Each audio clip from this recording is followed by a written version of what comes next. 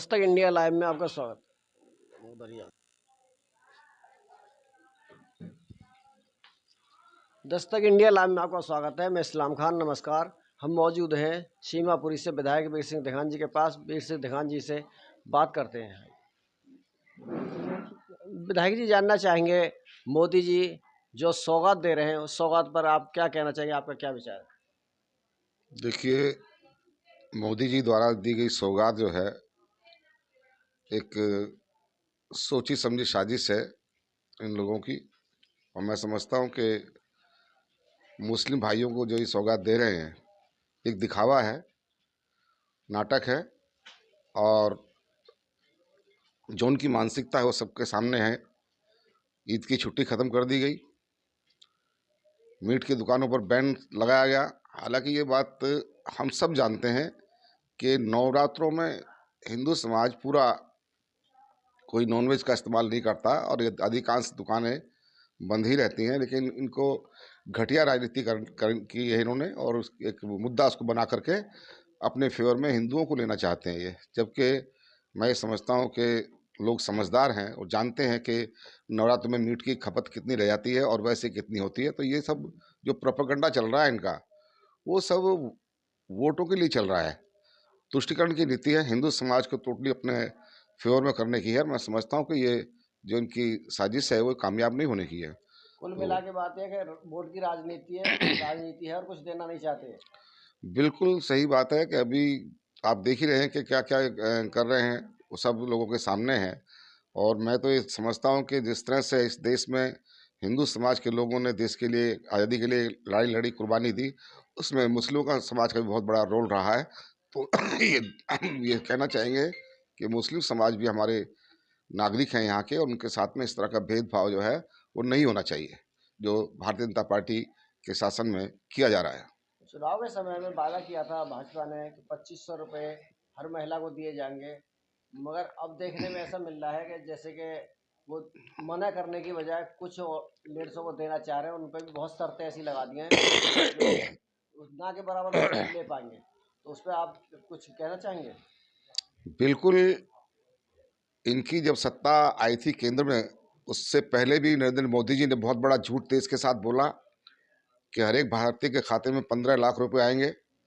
वो आज तक देश के लोग, देश के भाई बहन इस बात का इंतजार कर रहे हैं कि कब तक वो 15 लाख रुपए आएंगे। आज तक नहीं आए। झूठ बोल करके इन्होंने सत्या हत्या ही।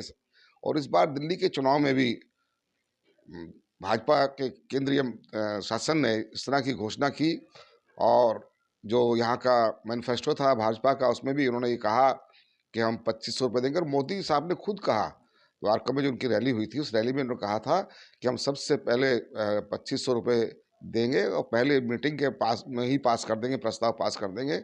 लेकिन ऐसा कुछ नहीं हुआ। इसका साफ संदेश है कि मोदी साहब झूठ बोलने के माहिर हैं, और झूठ बोल करके इन्होंने फिर से दिल्ली की सत्ता को काबिज किया है। और जब आम आदमी पार्टी का शासन था तो उनके दी हुई सहूलियतों को, जो सुविधाएं उन्होंने दी थी जनता को, उनको ये रेवड़ियाँ कहते थे। लेकिन मजबूर होकर के इनको उसी कदमों पर, उसी नक्शे पर आना पड़ा और केजरीवाल के रास्ते पर कदम पे चलना इनको पड़ा। और तभी जाकर के उन्होंने यहाँ दिल्ली की सत्ता झूठ बोल करके अपनाई है। मैं समझता हूँ कि पूरा झूठ का पुलंदा है भाजपा, और टाइम टाइम पर ये अवसरवादी राजनीति करती है और लोगों में यहाँ फर्क डालने का काम करती है, हिंदू मुस्लिम को बांटने का काम करती है, और कुछ नहीं करती है। विधायक जी, एक और सवाल था, वो है नाम बदलाव पे। यानी अगर किसी कॉलोनी का नाम बदला जाता है तो उससे विकास पे क्या फर्क पड़ेगा? विकास पे तो कोई फर्क नहीं पड़ना है। देखिए नाम बदलने का देखिए ये मामला जो चल रहा है इस पे उन्होंने मैसेज देना है कि हम हिंदूवादी हैं, हिंदुओं के हितैषी हैं, ये है वो, इस तरह की बातें उनको करनी है। और ये छोटे छोटे जो मुद्दे हैं, इनको ये जनता के सामने बार बार उसका बहुत बड़ा प्रचार उसका करके भी हम ये कर रहे हैं, हम वो कर रहे हैं, वो कुछ नहीं है। मैंने आपको पहले ही कहा कि हिंदू वोटरों को ये प्रभावित करने का एक तरीका है इनका, और कुछ नहीं है इसमें। नाम बदलने से किसी से कोई फर्क नहीं पड़ता, काम से फर्क पड़ता है। काम क्या करेंगे? अब काम करना चाहिए, और काम में ये सारी तरह से फेल रहे हैं। एक दो दिन बाद ईद आने वाली है। ईद के मौके पर आप जनता से क्या अपील करेंगे? मैं यही कहूँगा कि ईद हमारे, जिस तरह से हमारी दिवाली, होली, दशहरा और त्यौहार हम मनाते हैं, उस तरह से ईद का भी इस्लाम में बहुत बड़ा महत्व है, त्यौहार है, उसको हम सब देशवासी, हिंदू मुस्लिम सब लोग मिलके मनाना चाहिए और सबको प्रेम भाव से सद्भावनापूर्ण ये त्यौहार जो है मना करके एक एकता का परिचय देना चाहिए।